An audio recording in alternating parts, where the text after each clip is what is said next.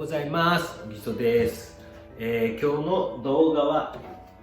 これですね、透明水彩でイタリアの港町を描いた動画となっております。すっごくもう基礎編というかですね、初心者向けです。でこの写真は、私のページのコミュニティ欄というところに載せておきますので、よかったらぜひ、一緒に試してみてください。そんなに難しくないかと思います。で、ポイントとしては紙の白さを生かす白を生かしてそれを壁にするというところがポイントかと思います。ぜひ試してみてください。どうぞ。それでは解説をしていきたいと思います。まずですね、転写をしておきました。形を取るのにちょっと時間がかかるので、転写をして、時間を短縮しました。で、まずですね、影と物の中を一緒に見るというかですね、つなげて見ていきます。でですね、青と紫ですかね、を混ぜて、で水を多めにしたり、またちょっと濃くしてみたりとかっていうのを、ベターっと一律に塗るのではなくて、水の多さ少なさみたいなのとかをですね活かしながら、あとはちょっと均一な色にならないようにっていうかですね、寒色系青系ですね、寒色系は寒色系なんですが、ちょっと水を多めにしてみたりとか濃くしてみたりとか、そういう抑揚をつけながら描いてきました。まず影、ファーストウォッシュは影とモチーフの中も若干描いていくということで、右上に写真を載せておきます。ぜひね、これはそんなに難しくないので、参考に描いてみてください。ね、本当はなんか高評会とかできたらね、皆さんに画像を送ってもらって高評会とかやってみたいなと思うんですけどね。もう当然お金取らないですよ。そういう企画もあっても結構いろんな動画見てるとありますもんね。あれやっぱり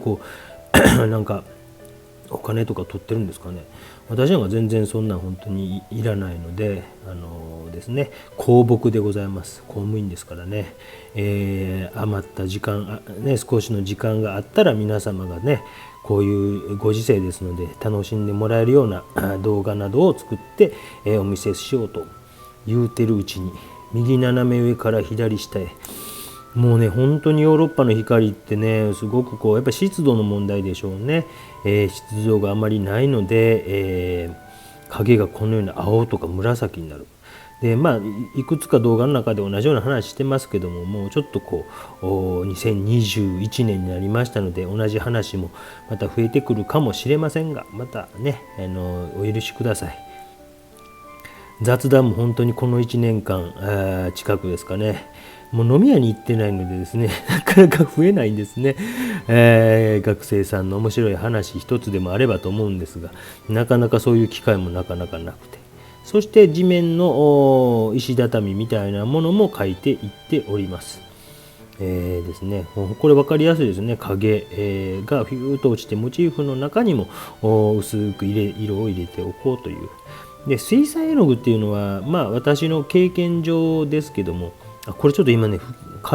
毛先の乾いた筆、これ毛先が乾いた筆で拭き取ってピュンと赤い色を置くとにじむ。でもにじみすぎないというかですね、ちょっと水を拭き取った上にちょんと置くと軽くにじむような赤い花を先に描いておきました。完全に乾いてから描いてもいいんですけど、そうなるとちょっと色の赤さがやっぱり下の色と重なり合うと、にじんでなんていうのかな、ちょっと鈍くなってしまうかなと思ったんで、そしてこういうですね鉢の色も描いておきました。この段階ができたらね、すごく楽っていうか楽しいですよね。でこれ上の看板ですけども、水だけちょっと汚れた水だったんで少しついてますが、水をジャバジャバある程度多めにですね、まず多めに塗っておいて、白を塗り残せっていうね、ことなんで、こういう水だけでちゃんちゃんちゃんちゃんとここちょっと丁寧に描いておきました。そして、看板の色をジュンとやるとボワッとなる。出たな、得意の擬音。ジュンとボワっていうですね、こういうふうに、やっていくとちょっと時間が経つとですね、水が多めなので平滑になりますよね。平滑にだからムラっぽくなくなるので、こういうふうにやられるのは一つ、おすすめの方法の一つかもしれませんね。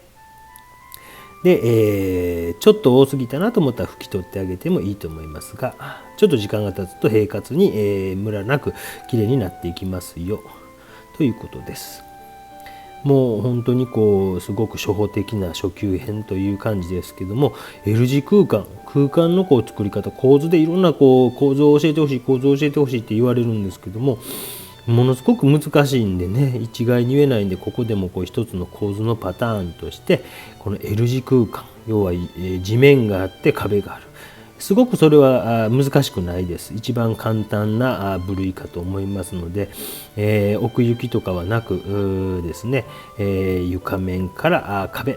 ていうのは初心者の人はぜひやられてみてください。そして緑色を塗っていっています。下の絵の具が少し乾いてきているのかなという状態で、葉っぱの緑色を描いていっております。今ちょっと水が多すぎたので拭き取ったりしましたね。でこれはキャンソン紙の、僕はいつもボードに書いてますが、水彩紙だったら大体何でもできると思います。で黄緑色ですね、なるべくビビッドな色を、どの道重なると鈍くなるので、これやっぱり皆さんを見ていると大胆にっていうのがなかなか難しいですね。これぐらい濃厚な緑とかですね。で透明水彩は必ず乾くと明るくなります。アクリルもそうですけども、油絵の具っていうのは基本的に色は変わりません。だから思ってるより 20%、30% ぐらい、鮮やかに置いてあげることをお勧めしますねっていう感じですね。あとは透明水彩は偶然ですね、滲んだりなんかしたり、あまり神経質になりすぎない方が僕はいいのかなと思います。ですね。でちょっとずつ、色が刺されて細かいデテールを、筆何の筆使ってますかとか聞かれます。本当にこれ毎度言ってます。今ドライヤーで乾かしてますが、毎度言ってますが、学生が忘れていった筆です。最近ヘビーローテーションでございます。最近 AKB ってどこ行ったんですか？ヘビーローテーションって歌ありましたよね。皆さん分かります？でも私の視聴者はだいぶ若い人が増えてきたんですよね。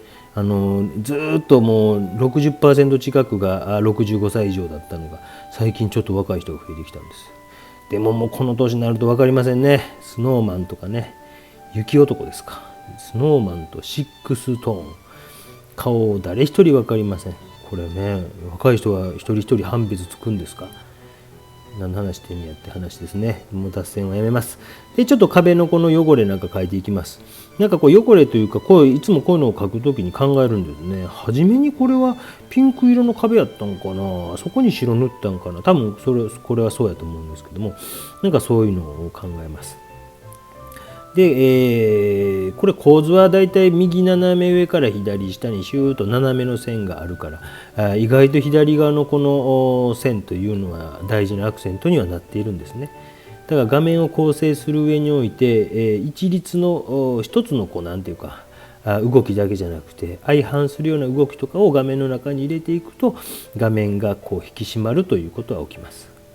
構図に関してはやっぱり必ずこれが正しいっていうのがないんですね。ある方法論を一つ取ったら真逆も意外と正解だったりするんですよ。真逆だからこれ難しいんですよ。で最終的には好みの問題になってくるんで、安定している構造を目指すのか不安定な構造を目指すのかっていうことも、例えばムンクの叫びなんていうのはやっぱりあれ心理学的に不安を煽る構図になっているそうなんですよ。なんかの本で読みましたけど忘れましたが、なかなか難しいところがあります。そして、こういう、プランターですかね、鉢の色も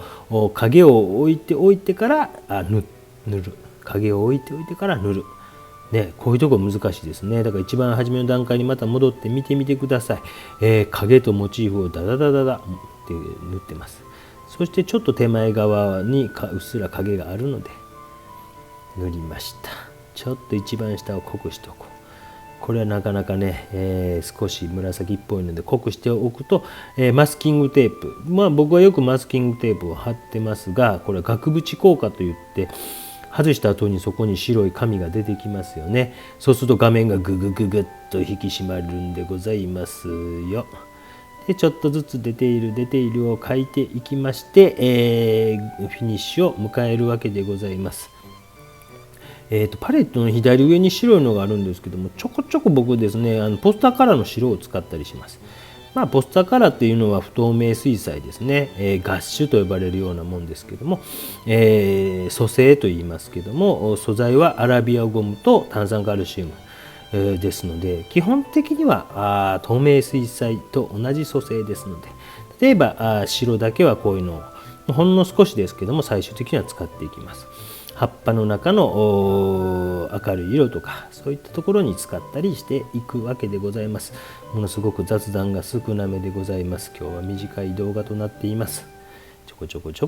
デテールを描いていきながら終わりに向かっていくわけでございます。サイズは B4 ですね。パレットをしっかり乗せておこうと思いました。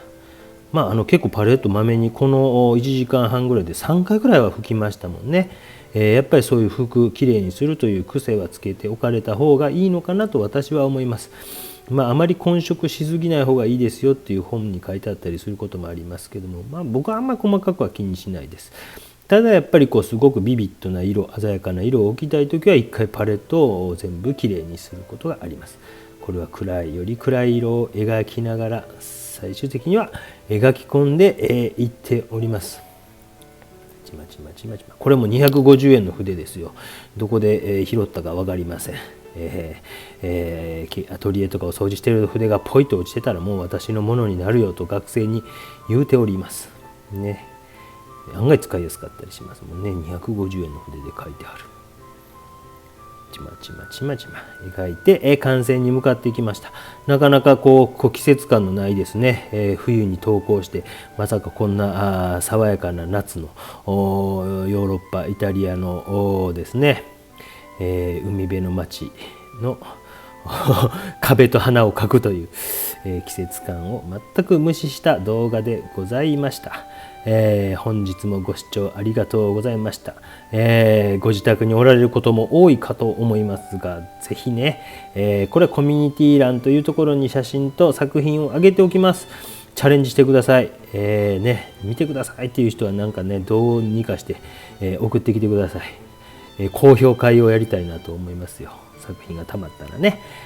以上でございます。本日もご視聴ありがとうございました。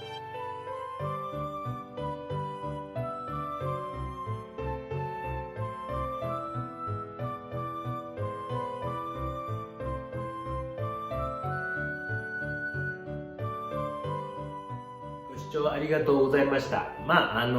できるかなっていう感じですので、ちょっとこういうですね、あんまり難しくないですもんね。L 字空間といって、床というか地面があって壁面があってという構造だけしっかり描ければそんなに難しくない、ものでございますので、ぜひ試してみてください。油絵とかのちょっとまた長い動画も作っておりますが、またそういうのができましたらまた見てみてください。それではまた。